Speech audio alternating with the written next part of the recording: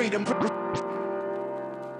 freedom, freedom over fame, freedom over cycle stays the same. Welcome. First of all, welcome. This is Unsolicited Perspectives, and I am your host, Bruce Anthony. Thank you for listening and watching wherever you get your podcasts and video podcasts. Subscribe, share, like, comment, and rate us. You can find us on Instagram, YouTube, and Twitch at unsolicited_perspectives. You can find us on Twitter and TikTok at unsolicited_PER. Watch us live. Now, watch us live every Thursday night, 7:30 p.m. Eastern on Twitch and YouTube. Our audience continues to grow with each and every episode, and I humbly thank you. On today's episode, I'm going to be talking about Eminem and Melly Mel beef, a group of people called the Melungeons, and a story from back in the day. But first things first.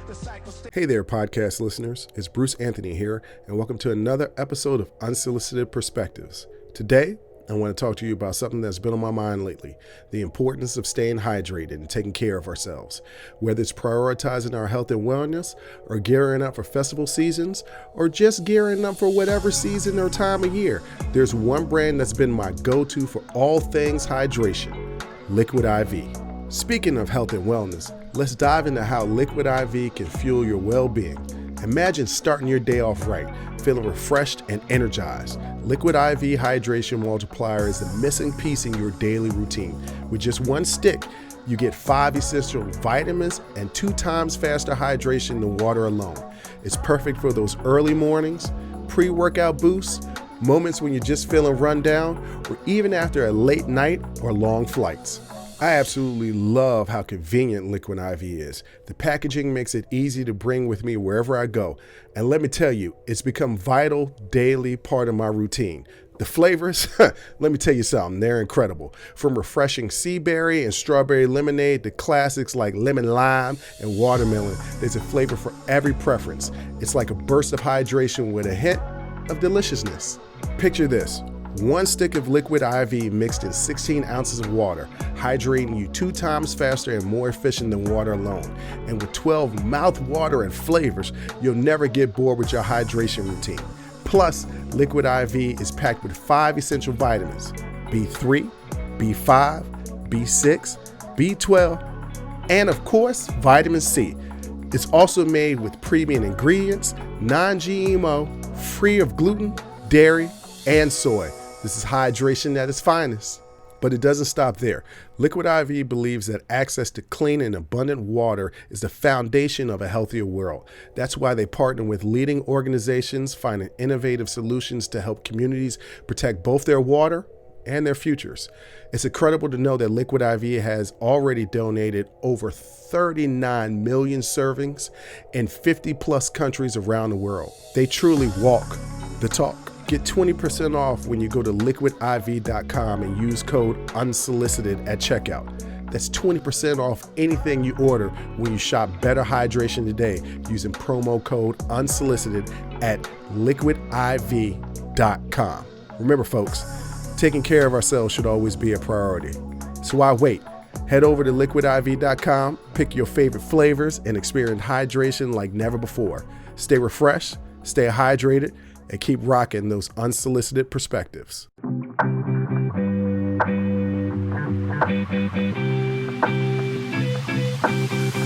We just celebrated, or we're in the process of celebrating 50 years of hip hop. That's right, hip hop is older than me. And what's so funny about this 50-year celebration of hip hop is hip hop beefs. There's always been hip hop beefs.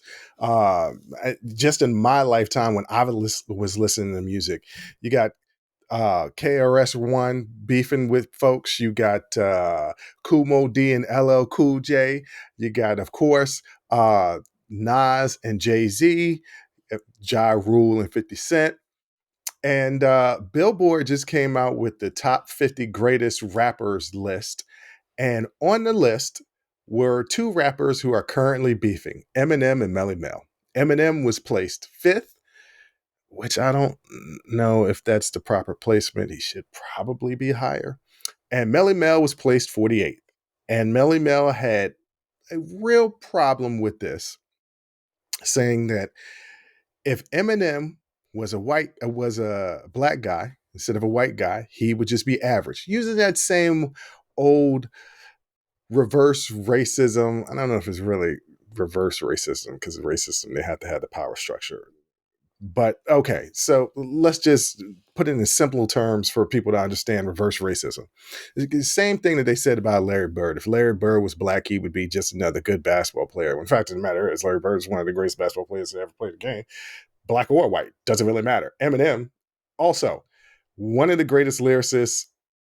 I'm not going to put him as the greatest lyricist, but that's because of my own personal opinion. To me, the greatest lyricist of all time was Rakim, because he was the first. He was the originator. And I guess when you're the first, you're always held in reference. But Eminem, I mean, Eminem is one of the greatest of all time. That's plain and simple. And Billboard thought so too, putting him fifth. But Melle Mel didn't think so. And Melle Mel attacked Eminem. So what did Eminem do? Eminem decided to come out with a little bit of a diss. So the beef started in March of this year, 2023, when Melle Mel, a pioneer of hip hop and a member of the Grandmaster Flash and the Furious Five. He is a godfather of hip hop. He didn't start it, but he's one of the people that kind of took a handoff on the second down and got us closer to a first down, as far as using, sports analogies or whatever. People out there that watch football understand what I'm saying. He claimed that his success of Eminem's success was largely due to his skin color.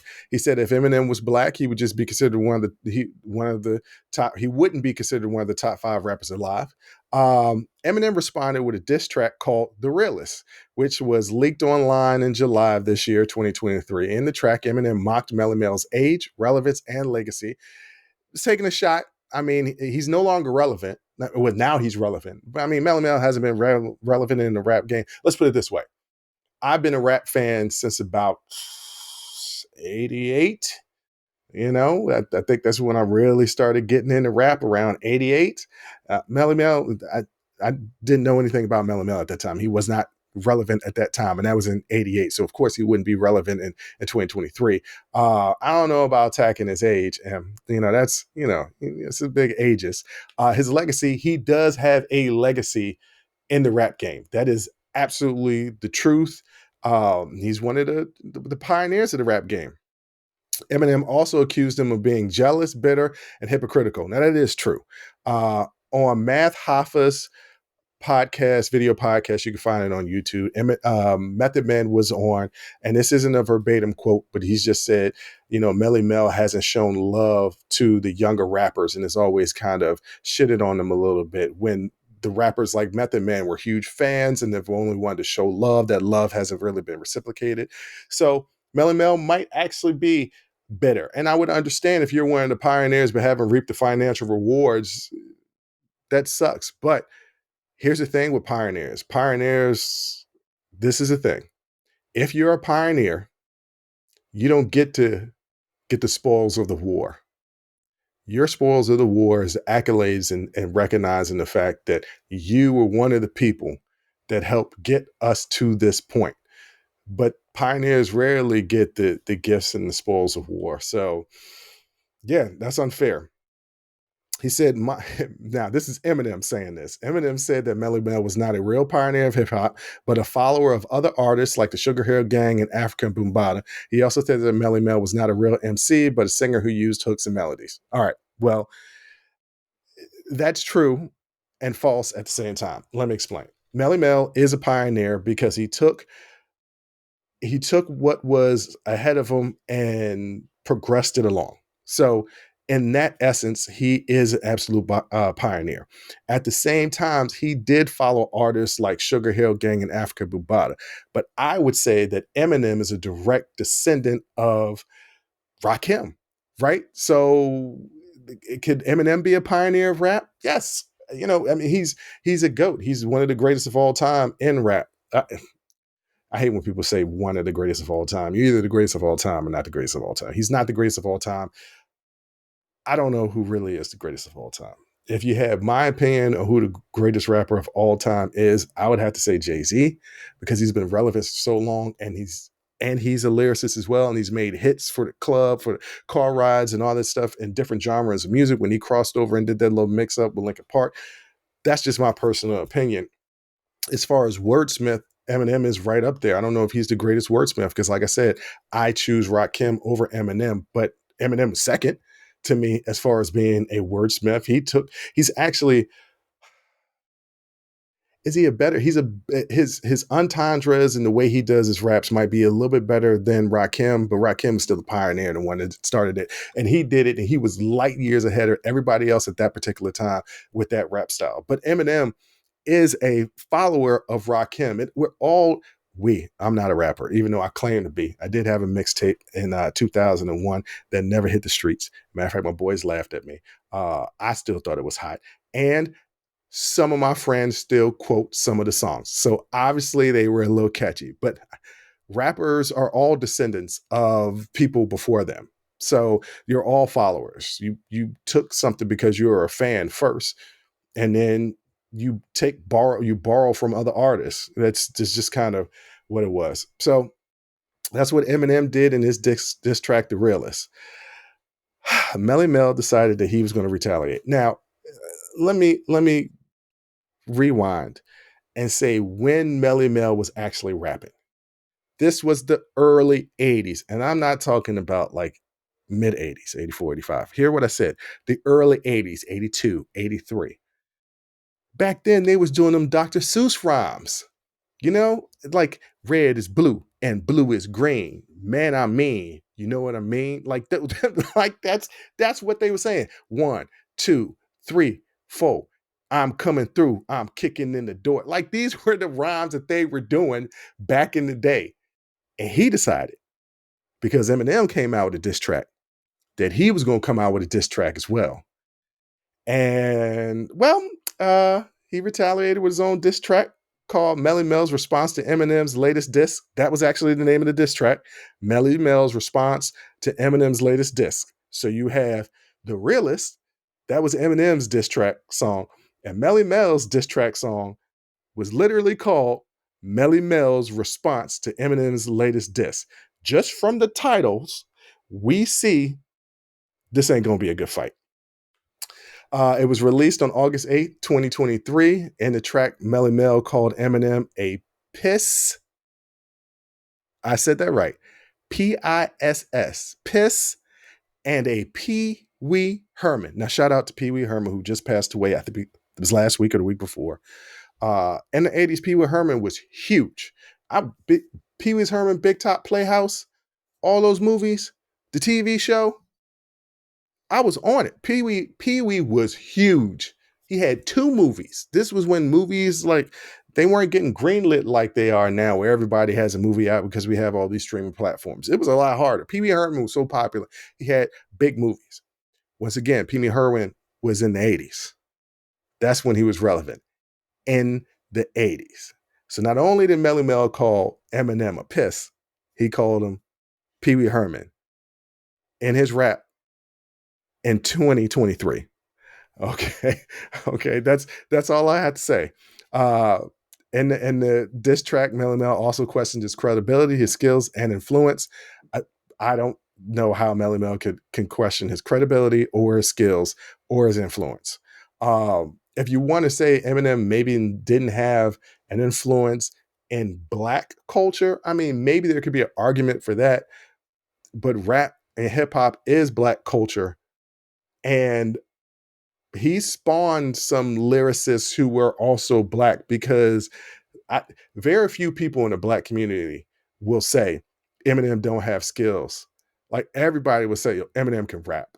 There are some people that just don't want to give him his credit when his credit is due, but 50 Cent said it best, and I think it was the documentary, The Art of Dialogue, when they were talking about hip hop. And he's like, this is a paraphrase quote, but he said, it really pisses off a lot of people when the best rapper in the genre that we created is white. And maybe that is so. I never cared that he was white, but yes, of course, there's some people in the black community that obviously Melle Mel that cared that Eminem was. He still is white. Like last I checked, he woke up this morning and he was still white. But to not say that he had credibility or skills or influence in this culture is just wrong, Melle Mel. So these are the things that he said in this rap. He said that Eminem was ducking the game. The game is a rapper who's been taking shots at Eminem to try and battle rap. Game does not want that. Now, Game is also a person who's a lyricist. He's a good wordsmith. I like Game. Game is not better than Eminem. He don't want them type of problems. And he said that Eminem was not worthy to be in the Hall of Fame. Eminem is worthy to be in the Hall of Fame just because of as many records as he sold. No rapper has sold as many. He has the highest grossing rap albums of all time. Period. So it's not even close. Eminem absolutely deserves to be in the Hall of Fame. And like I said, Melle Mel was hitting them 1, 2, 3 ABC raps. And the diss track was widely criticized and ridiculed by fans and media outlets. Many people said that it was the worst piece of music released in 2023. Look, the worst piece of music released in 2023. We're still not done with 2023, but I guarantee you, at the end of 2023, it will absolutely be the worst music that was released in 2023, 2022, 21, 20, 19, 18, 1997, 6, 5, 4, 3, 2, 1, 88, 87, 86. It was a horrible song. Okay, that's the point I'm trying to make. A lot of people criticized it because it said it was poorly written. He was hitting them ABCD rhymes, produced and performed. They also said that it was irrelevant, outdated, and disrespectful. Some people even said it proved Eminem's point about Melle Mel being jealous and bitter. It absolutely did. On August 13th, 2023, so just a couple of days ago, Melle Mel issued an apology for his diss track on social media. He said that he regretted making it and that he accepted full responsibility for his misjudgment.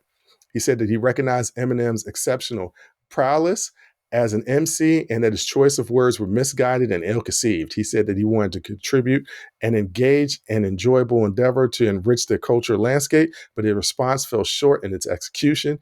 He also acknowledged that Eminem's fan base stood unwavering by his side, which was commendable. Basically, what Melle Mel said was that bro, I lost this battle. And of course he lost that battle because he was hitting them ABC 1, 2, 3 rhymes. Like, look, okay. In life, young always replaces the old. I don't win. If Jay-Z came out with an album right now, would I listen to it? Yes, because it's Jay-Z and he's my favorite rapper. But if anybody else from the late 90s, early 2000s came out with an album, would I listen to it? I mean, if I would catch it on Apple Music, maybe, but I'm not going out of my way to listen to album. I'm not going out of my way to listen to an Eminem album right now. Like I feel like it's a young person's game. And at a certain point, you age out of it, I think, but it's been only 50 years of this genre. Do they age out of it? I don't know. I mean, yeah, obviously Jay-Z could come back. Nas just did something that was hot a couple of years ago. I mean, maybe you don't age out of it. Maybe certain people don't age out of it because they're so well, they transcend the current times or they adjust to the current times. But the late 90s is a little bit different than the early 80s. And Melle Mel was completely out of place trying to battle Eminem, and he lost and he paid for it. And it's sad because I ain't never got beat so bad that I just came out and just apologized to the world that I was completely wrong. That's how bad he got. He got humbled so much because he was coming at Eminem with such venom, such vitriol. He got humbled so much that he just like, hey, I got to give it to him. The boy's good. He responded to Eminem and then apologized after he responded because it was trash. So for all you old people out there that want to keep these young folks, young always replace the old. That is what it is. Don't try and mess with Eminem. He's a real MC. He should be commended and credited for everything that he contributed to this genre. Doesn't matter that he was white. Did white open some doors as far as mass appeal to him? Obviously, yes, it did. But he was bad regardless. When I mean bad isn't good. Like, the dude was fire. His lyrics are fire. And if you listen to some of his older stuff, like, it's still hot today because he was just that good. So congratulations to hip hop. We got a beef that we didn't want, but that we at the end of the day, it was comical. And I implore everybody to go out there and listen to Melle Mel's, what's it called again? Uh, Melle Mel's response to Eminem's latest diss. It's not hard to find, and you'll understand exactly what I'm talking about. It was ABC 1, 2, 3 rap, and you can get away from me with all that crap.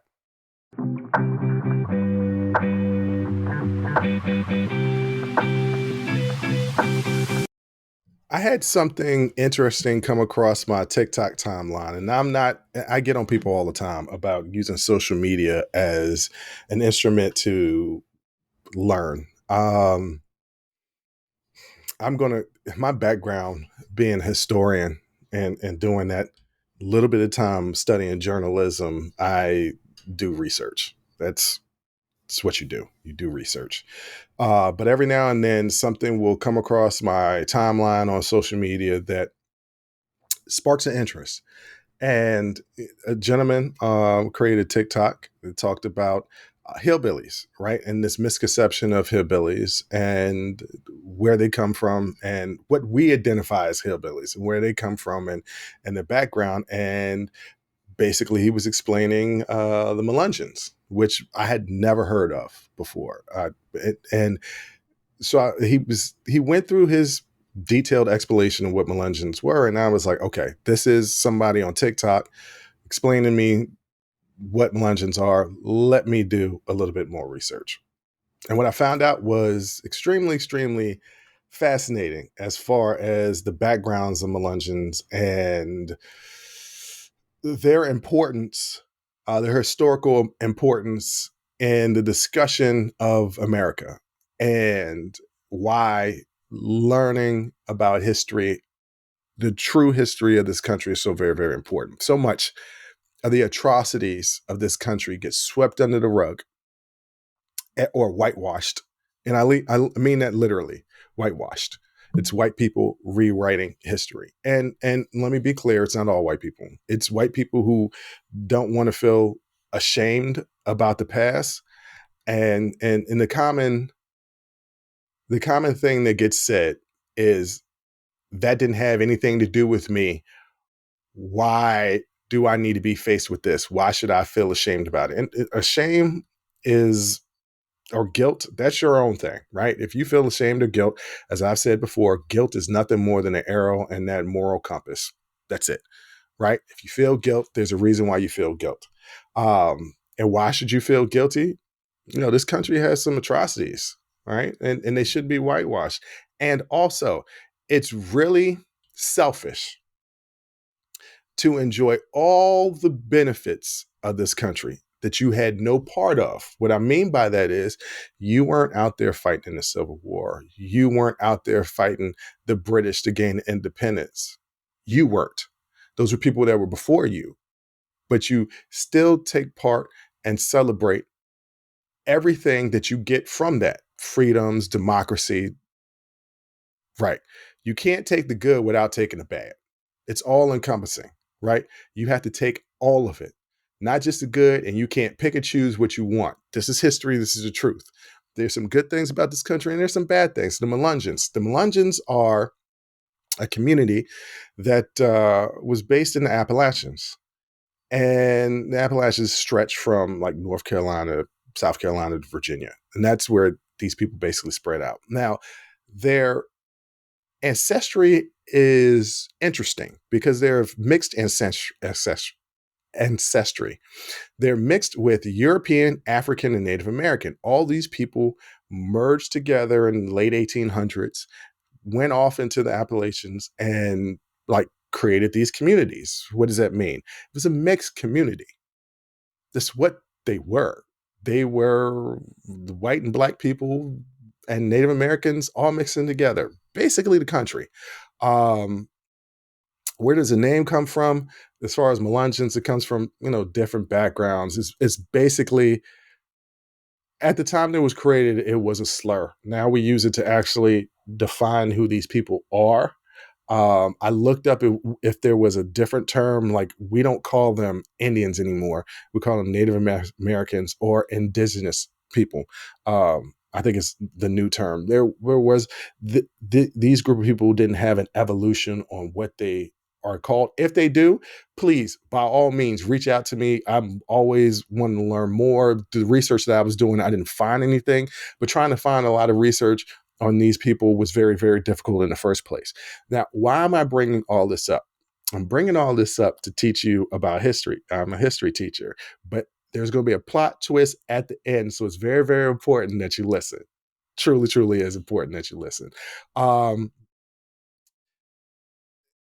They were concentrated around Tennessee and the Virginia border with about 40 families that mixed together. They adopted various exotic origins to avoid discrimination and legal penalties. So, because they were of African descent in these areas where it's after the Civil War, but it still ain't good for Black folks, right? Still ain't good for people of color. Still ain't good for Native Americans or anything like that. They tend to say that they were more of European descent, because remember, they're mixing all together. So they're all different types of shade, but as you continuously mix people together more and more and more and more, they get lighter and lighter and lighter, right? Like, if you have a big thing of chocolate and you pour some milk in there, pour a little bit in there, and it's got a little lighter. Pour a little bit more milk in there, got a little bit more lighter. Think of that.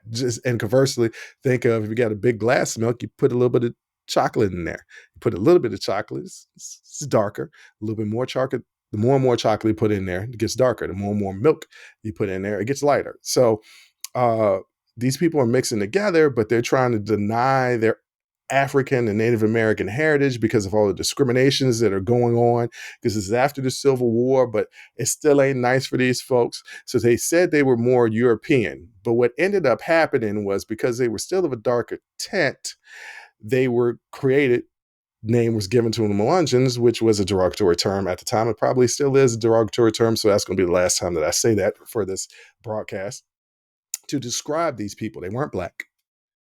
They weren't indigenous folks. They were them. So what were some of the discrimination and prejudices that they faced? As like with most people of color, they were denied voting and marriage rights based on classification, exclusion from schools, churches, and social institutions. Stereotypes and accusations were cast upon them, as such as they were being ignorant, lazy, or criminality.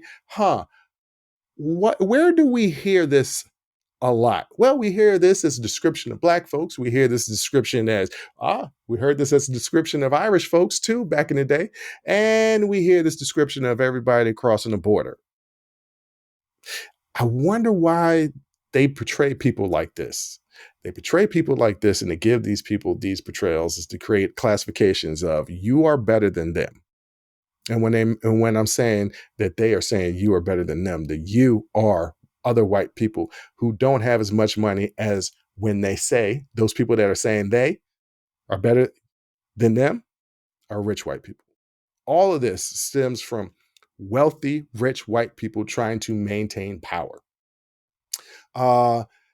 They face violence and harassment from white supremacists, the Klan at the time, and external pressures and concealment of ancestry to avoid ostracization. So they would hide who they were just to be able to maneuver in this world. And some of them were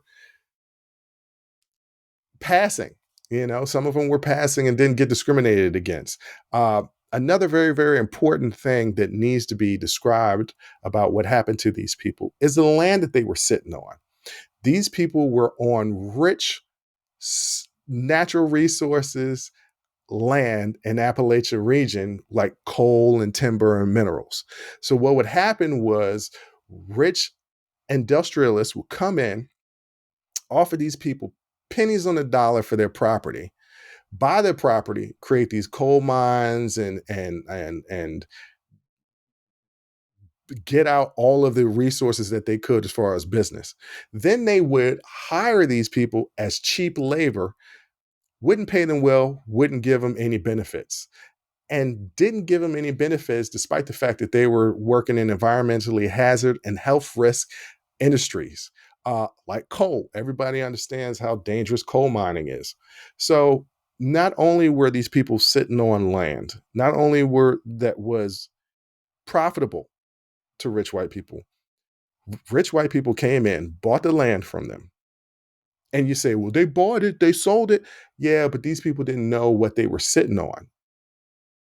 And you can say, well, that's the American way. And that's the point I'm trying to make. The American way seems to be shysting the next guy, getting over on the next guy. Why is it that we look down upon that cliched theory of used car salesmen trying to get over on you, or just car salesmen in general trying to get over on you, and the captains of all the industries and the oligarchs of America, because we have those as well, whether you want to admit it or not, the oligarchs of America aren't pointed at and looked at as the same.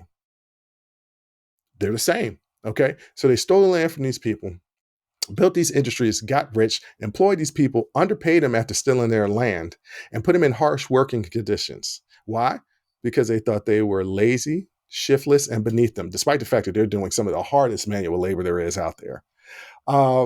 So it was just cool to research and learn about these people. I employ all of you guys to go out there and learn some more, but this is just a little bit more about American history. Where are they now? Scattered. Because I was talking to my friend who was Italian, and I asked her, what do you consider yourself? She's like, well, I'm white. And I said, that's funny that you would consider yourself that, because who came over from your family? She was like, it was your grandparents came over. I was like, okay, your grandparents came over. So your dad was born here. Yes. No, her dad came over. Grandparents or her dad. Her dad came over. But no, it was grandparents. Excuse me, the grandparents. So the grandparents came over and they gave their kids American sounding names. They didn't speak Italian in the house anymore. And they were told to assimilate into American society. You know, like those people that say, we speak American here, which shows how much of an idiot you are when you say we speak American. But okay, right? You assimilate. In the beginning, Italians weren't white. They weren't. They were part of an underclass. But through time, as the demographics of this country begin to shift and the rich white elite see we're going to become outnumbered, as long as they assimilate and they are a fair or close to white skin, we'll go ahead and label them white. So much so to the point now when you fill out a form, what are the different nationalities that they have on there that you could pick from? There's white, there's African American, there's Latino, and then there's Latino of African descent most of the times because they're trying to differentiate between, are you black Latino or are you white Latino? And there is black Latino and white Latino. All right. I think Native American is on there, indigenous. Oh my God.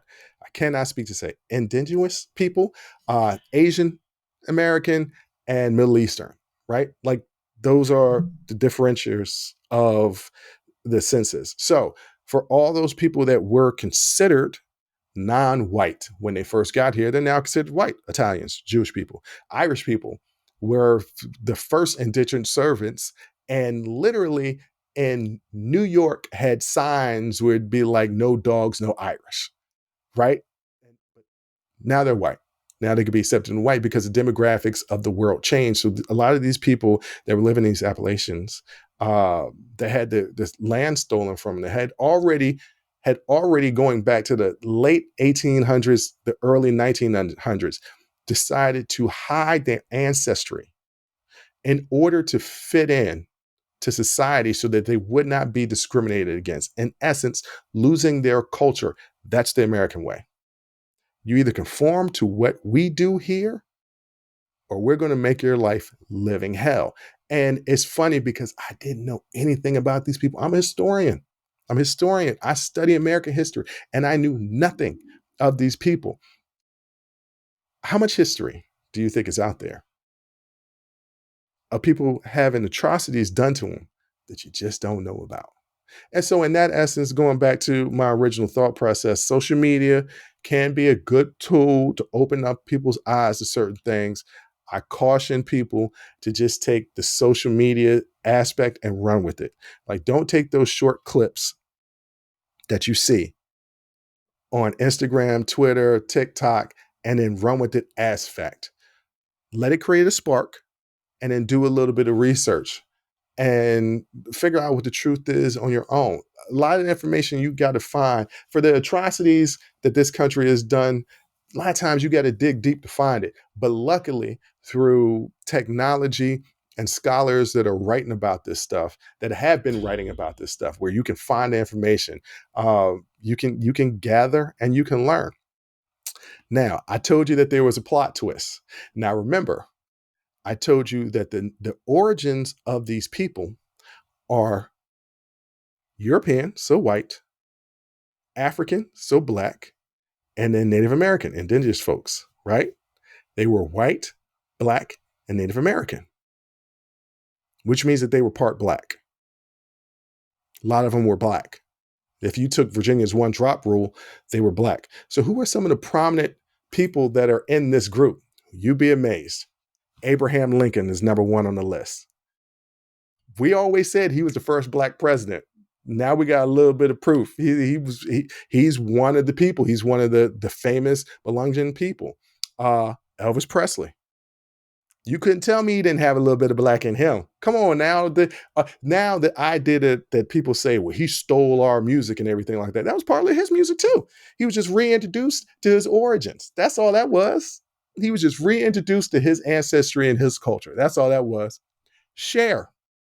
That's right, Cher. Now tell me you don't pull up something on YouTube and watch some old Cher videos and watch her dancing and singing, and you tell me that she ain't got no soul in her. Also, Tom Hanks. Now you understand why he is universally accepted by everybody. Don't nobody say nothing bad about Tom Hanks, not a word. You know why? Because he's a little bit black, at least a little bit. But here's an example. All those people are considered white. All of them. And that's the problem.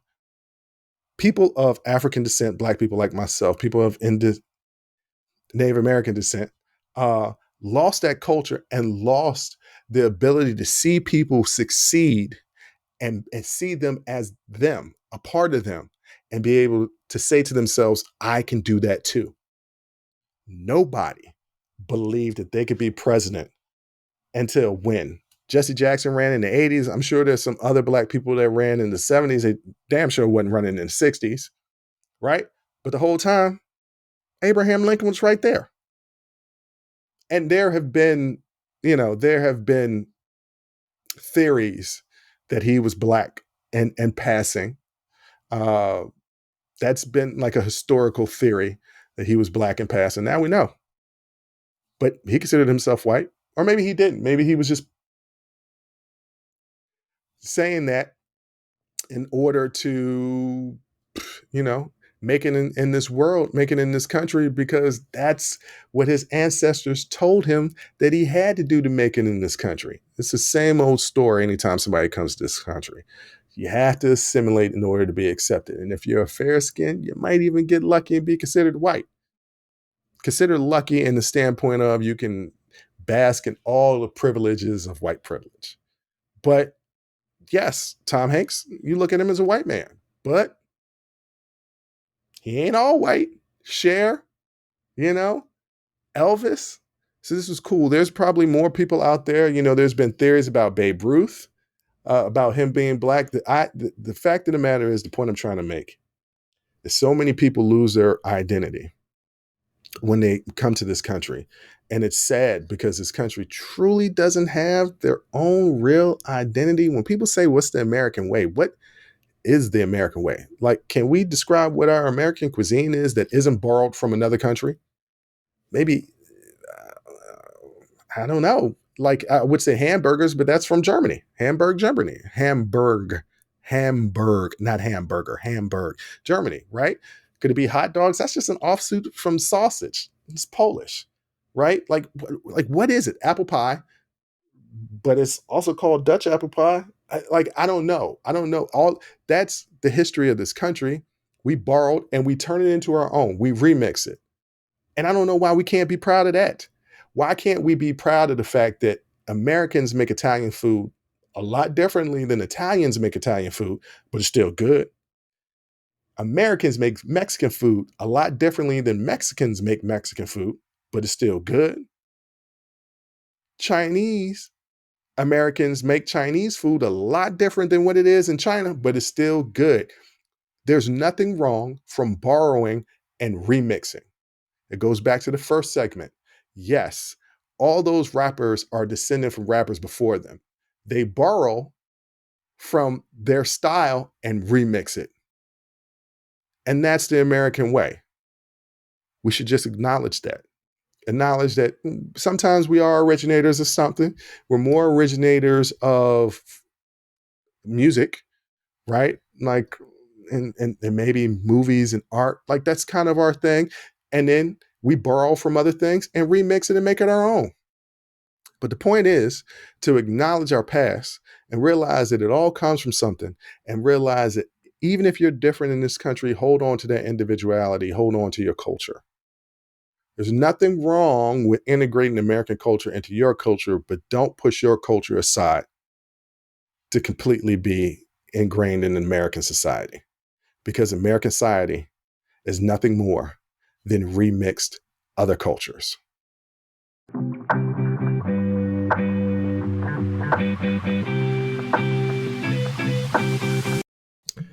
I love telling stories about my dad.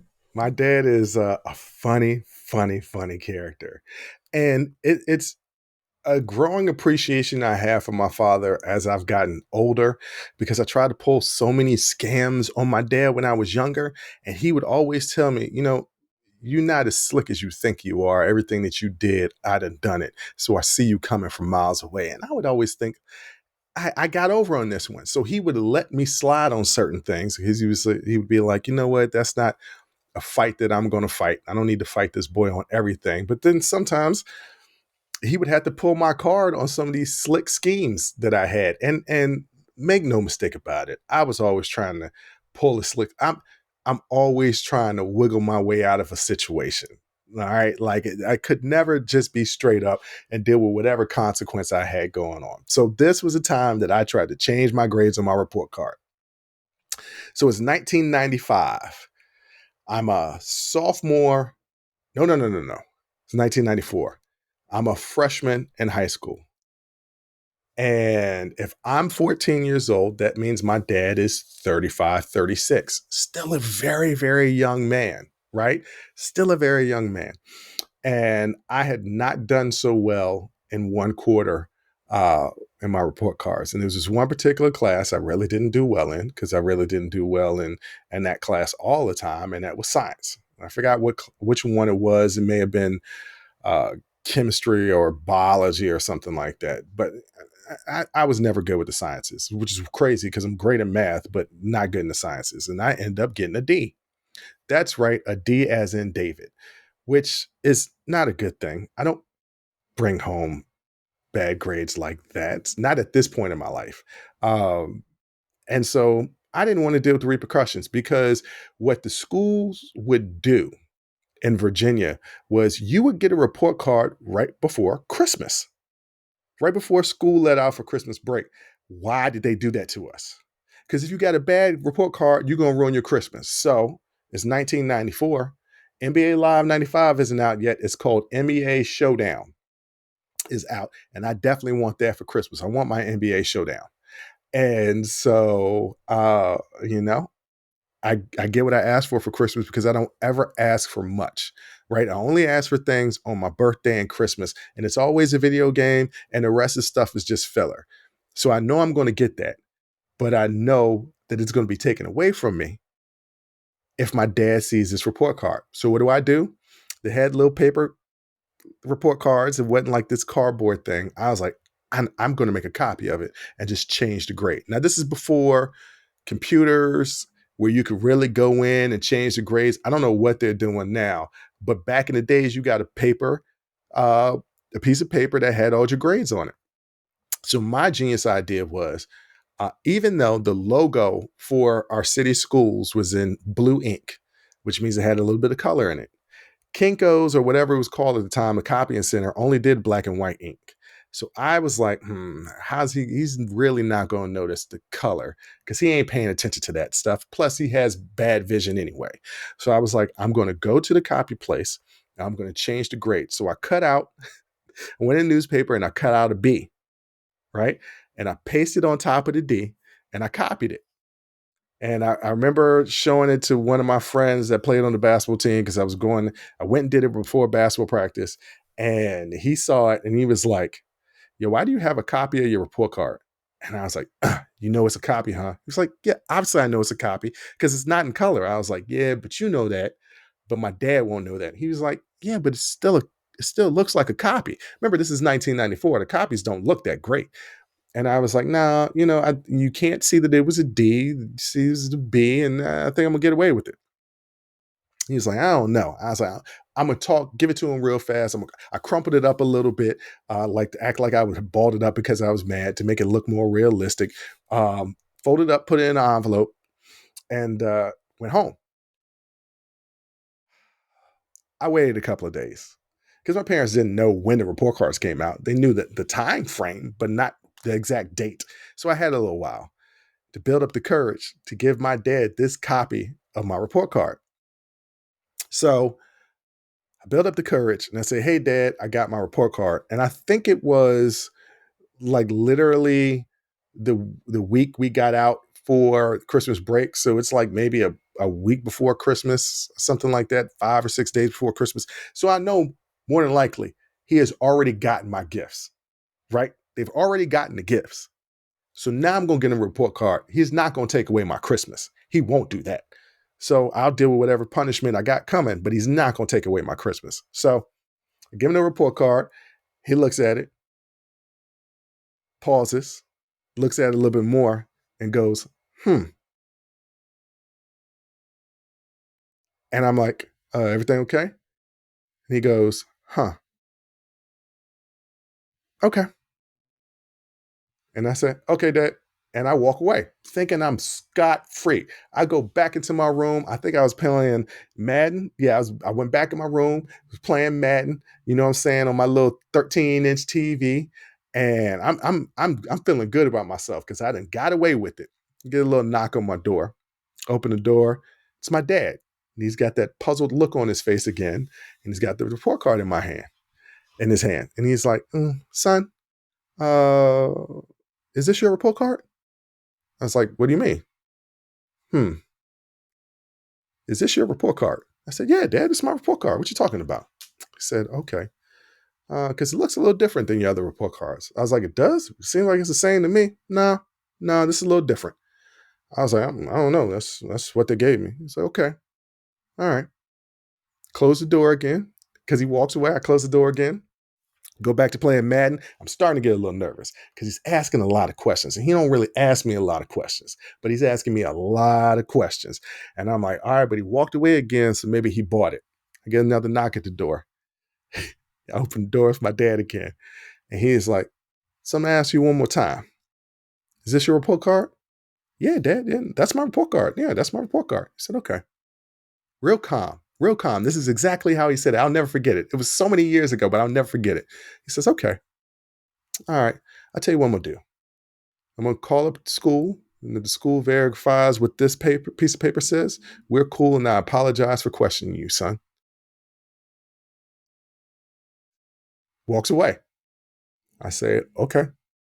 I close the door, and I'm thinking to myself, shit. He's going to call that school. This is going to make it a lot worse. I don't know if he's bluffing or if he's telling the truth. But if he's telling the truth, I'm going to make this a lot worse that he had to go through all that effort. Now, I could take the chance that he's bluffing, but I don't know. He seems pretty serious that he's going to call up the school. So what do? I get the real report card, not the copied version. And I say, hey, Dad, that's not my real report card. This is my real report card. And he said, oh, okay. He said, all the grades look the same. I said, that's because I cut out a newspaper. Yeah, he's like, no, I see the newspaper. That's how I knew that the report card you gave me wasn't real, son. He was like, the letters don't match. You should have got the same font because the letters don't match. He's like, what is your actual grade? Is it a C? I was like, no, Dad, it's a D. You got a D? Okay. Why don't you go on back to your room and I'll come and talk to you in a little bit. I was like, okay. So I go back to the room. I don't turn on the video game. I turn it off. I'm just laying in my bed staring at the ceiling because now I don't want to seem like I'm doing anything fun or cool because I don't know what punishment is coming my way. And he waits all night. We have dinner. He doesn't bring it up. We watch some TV as a family later on. He doesn't bring it up. And right before I go to bed, he said, son, had a little chance to think about it. On one hand, I'm glad you finally came forward and told me the truth. On the other hand, as usual, you're a little lying bastard. So this is what I'm going to do. You're going to get your Christmas. You're going to get to enjoy your Christmas. You're going to get to open up all your gifts. And on December 26th, I'm taking all of it back. Not back away from you, but I'm taking all of it back. You don't get to enjoy any of it again until your very next report card. I was like, Dad, that's like 6 weeks away. I know that. So I got a 6-week punishment. You got a 6-week punishment for something that you did. Were you probably going to get punished anyway? Yes, you were. But it wouldn't have been as severe if once again you hadn't to try to pull some slick stuff to get over on me. I keep telling you that I've done everything that you did, so you're not going to get nothing past me, but you still don't want to listen. So this is a 6-week reminder of you not being able to pull nothing over my head. You ain't never going to figure that out.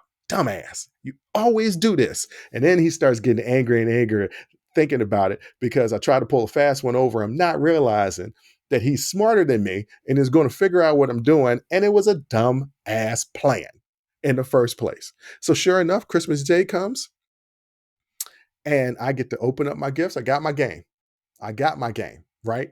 I'm playing my game. I got all my clothes out, my new clothes for the new year. I'm excited because, the first day of school and the first day back from Christmas break, that's when you stunt on your new outfit. That's when you come full and come correct. So I'm looking at my new outfits. I'm like, yo, Dad and Mom picked out some dope clothes. I'm going to be all right this year. Playing my game all day on Christmas, enjoying the food, eating the cake and the pies, and just enjoying Christmas. I played that game until midnight. Next morning, I get a knock early on my door, like 7, 8 o'clock. It's my dad. Yeah, I'm going to need all those gifts. I was like, oh, you were serious? Oh, no, son. I was as serious as a heart attack. I'm going to need all those gifts. But I was like, Dad, at least can I have one outfit to wear on the first day back at school? I can't wear the same outfits that I had. I need at least one fresh outfit. He's like, yeah, you can wear that outfit when I get your next report card. I bet your next report card won't have no D's on it, will you? I was like, no. So I round up everything, I give it back to him. And yes, I was on punishment for 6 weeks. Not punishment as I couldn't go anywhere or do anything, which I was 14 anyway. So it wasn't like I was really doing much. I could not go and spend the night over my friend's house and things like that for 6 weeks. I was on semi-punishment, but I played sports. So I couldn't be on punishment all the time. He had to let me out and do some stuff, but I couldn't play that damn video game and I couldn't wear that funky, fresh new clothes. And believe me when I tell you, the worst part of that punishment was going back to school on that first day. And people been like, damn, Bruce, you ain't getting no new clothes for Christmas? You wearing the same stuff that you was just wearing before we left. I was like, no, I got them. But like I got on punishment. Nah, your parents got that layaway situation. When you going to get your clothes in the spring? Well, not actually the spring. It's going to be next report card. That's close enough to the spring. Bruce ain't got no clothes. Bruce didn't get no Christmas gifts. I did. I got punished because I tried to change my report card. No, that was the worst part of it. That was the worst part of it. And not being able to play the video game. But my dad is not good at hiding stuff. What he should have done is he should have took all the stuff and put them in the attic. But what he did was he put all the stuff in his closet. So, Dad, this is the first time I'm letting you know that I found a video game. And every day after school, before you got home, I was playing that game. And I enjoyed it for that 2 hours before you got home. Every single day. I had beat the game. I had played a full NBA season with Chicago Bulls, but I did absolutely learn a lesson that I could not change my grades, that my grades were going to be my grades, and I wasn't going to try and pull that anymore. Now, did I learn my lesson on trying to pull slick stuff over my father? No. I was always going to try and be slick around. Like, I'm going to try. That's what I was going to do. I'm going to try to scheme some way around and get my way. That's what I was going to do. But for all the major things, he always caught me. And it's just funny because I reflect back on it now because I'm 43 years old. And when my father was 43 years old, he had a 21-year-old son, a 17-year-old daughter, and a 16-year-old son. And I'm like, good God, he had grown kids. By the time he was 44, he had 2 kids in college and one just coming up the rear. And it was like, wow, like that's a hell of an accomplishment to raise all them kids being that young of an age, especially when they're trying to pull slick stuff. Because it wasn't just me. My brother and sister we were always trying to pull stuff over my mom and dad.